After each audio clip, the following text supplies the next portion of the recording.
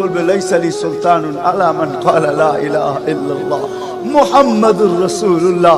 এই কলেমা যে পড়ে তাকে ধরার ক্ষমতা আমার নাই।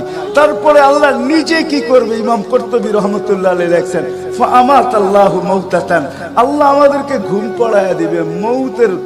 মৌতের যেরকম ঘুমের দোয়া, মৌতের দোয়া আর ঘুমের দোয়া একই দোয়া। আমরা ঘুমের দোয়া পড়ি আমুতু আহিয়া, আল্লাহ মরতে চললাম, কাল সকালে উঠাইলে উঠবো, না হলে আর কিয়ামতের আগে উঠবো না। তো ঘুমো মৌত, আল্লাহ ঘুম পড়ায়া দিবে। আযাব ঘুমের ভিতরে কমপ্লিট করে আল্লাহ বাহির করে নিয়ে আসবে নবীর সুবাদে। হায় হায় হায়, একটা পর্ব এরকমও আসবে, জানি না নারায়ণগঞ্জের মানুষ বুঝবে কি বুঝবে না। একটা পর্ব এরকমও আসবে নবীর সুবাদে, একটা পর্ব এরকমও আসবে নবীর সুবাদে, এরকম একটা পর্ব আসবে। আল্লাহ জিবরিলকে ডাইকা বলবে যে আরশের সাথে কান লাগাও।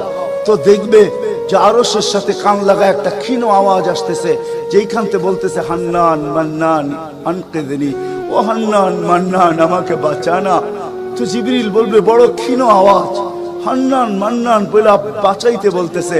বলছে জিবরিল দৌড়ে যাও আমার বন্ধুর